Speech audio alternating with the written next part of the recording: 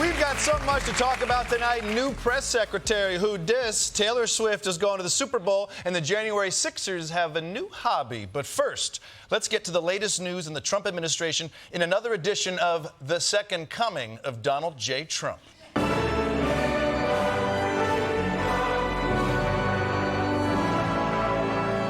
going to come. Today was the first press conference for Donald Trump's press secretary, Karoline Leavitt. And if you assumed she was a pretty white lady with a noticeable cross necklace, you were right. And of course she was Trump's press secretary during the campaign, but that was all about trashing Joe Biden. Now she's in an elevated position representing the White House, and she's here to talk about what the administration is going to do moving forward. When Joe Biden was in the Oval Office, or upstairs in the residence sleeping, I'm not so sure. Oh, shit! Didn't you see that coming, did you, old man, huh? Mailed your sleepy ass. But seriously, you get one, all right? So let's move forward. Today, everyone wants to know about the federal spending freeze that Trump's been doing. So what's that about? We've seen the Biden administration spend money like drunken sailors. Oh, boom! Drunken sailors! Everyone knows they spend so much money. All right, that's two digs at Joe Biden. Get it out of your system, all right? Now, I don't want to hear anything else about Joe Biden. The Biden administration and the Department of Agriculture directed the mass killing of more than 100 million chickens. My God, 100 million chickens? Do you even know how many chickens that is? We've got to bring this man to justice. If you see a man in aviator sunglasses driving a Corvette 15 to 20 miles an hour, that man is Joe the Chicken Butcher Biden. The police have issued an APB for his arrest and, to save time, a silver alert. Now, Biden's going to say he killed those chickens because of bird flu, but that is no excuse, okay? And it's not okay to just kill chickens unless you bread them. You fry them, put them between two pieces of white bread, put two pickles on top. That's lunch. What was I talking about? Let's move on. Because while the press was attending the roast of Joe Biden, Donald Trump was busy getting our military in shape so he can finally fulfill our country's month-old dream of conquering Greenland. And first, we're going to need to have as many troops as possible. President Trump has signed several executive orders to reshape the military, including directive banning transgender service members. Okay, did I say as many troops? I mean fewer troops, right? You know what they say in the Army, less is more. Look, maybe they don't say that. I don't know, but that's... Look, I don't have a problem with transgender soldiers. As someone who pees himself anytime he hears a loud noise, I think we should be grateful to anyone who's willing to put their life on the line so I don't have to. But hey, yeah, okay. But I'm open-minded about being closed-minded, so what's the issue here?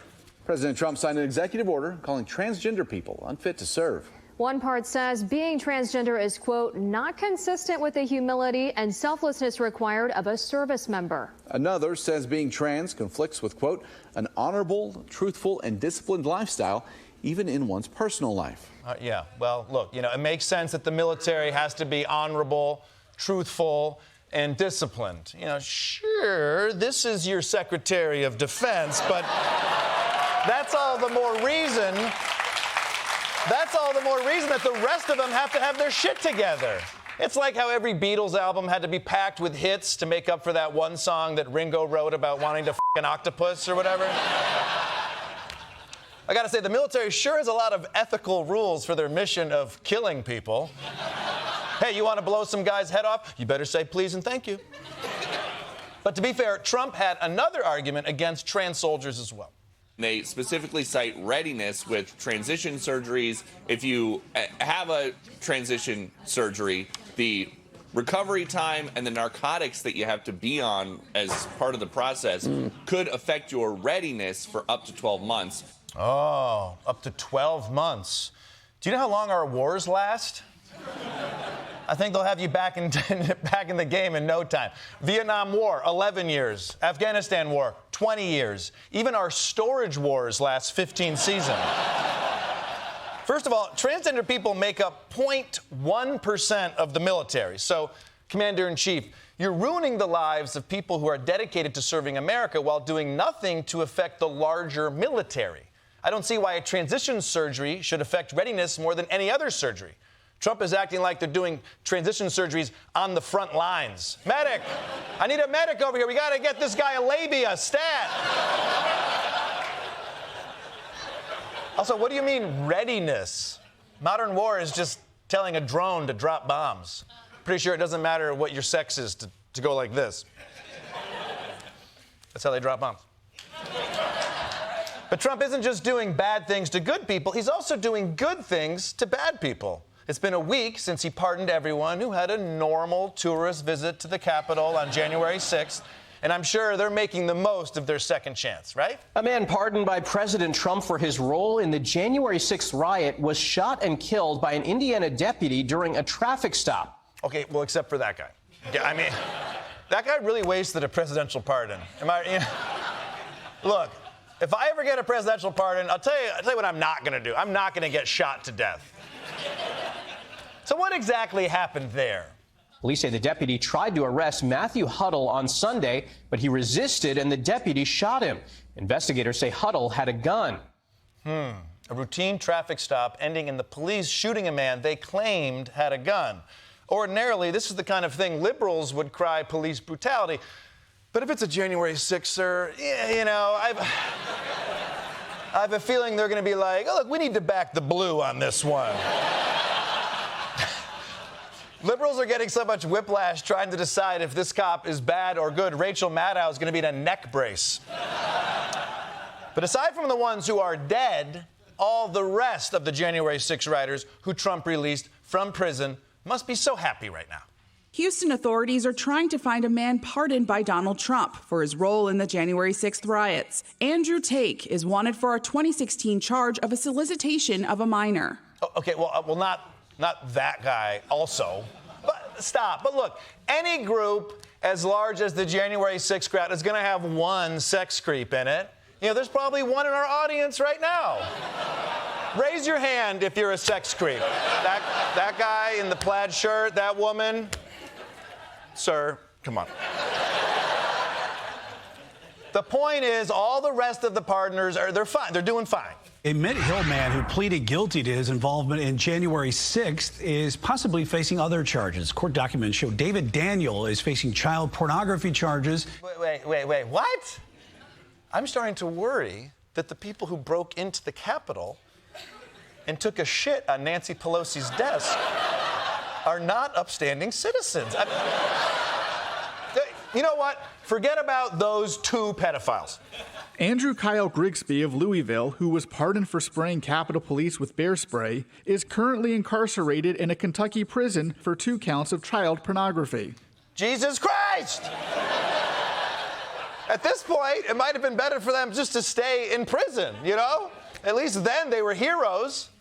Now they're all going to individual prisons for child pornography. So do you guys have a choir? For more on the fallout of these January 6th pardons, we turn to Troy Iwata. Troy.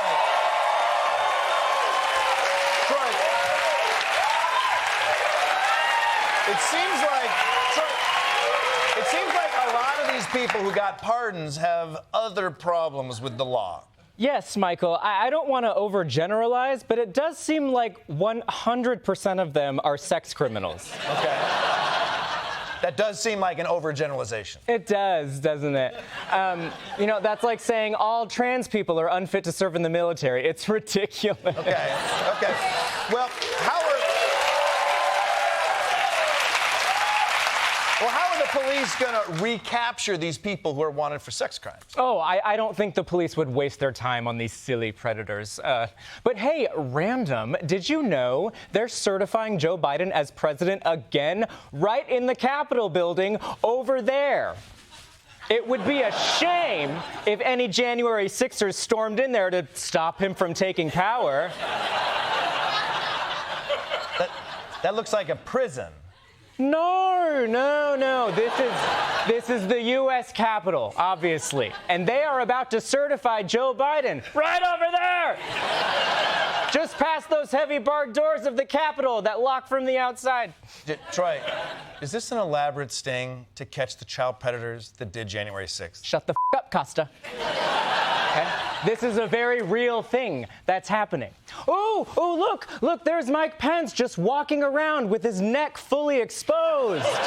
And, oh no, a whole bus just broke down and it's full of junior cheerleaders. Will no one help them? Come on, Troy, they're not gonna buy that. You're right, Michael. The people who thought the election was stolen can't be tricked. Oh my God! Nancy Pelosi's desk just walked by. And it's looking clean. It would be a shame if someone re-shat on it. Troy, her desk just walked by? It did, alongside Hunter Biden and the whole cast of High School Musical, the series. And all of them want to try this Mike's Hard Lemonade? Fun! You better get down here, Patriots, because their parents won't be home until morning. Good luck, Troy. Troy Iwata, everybody.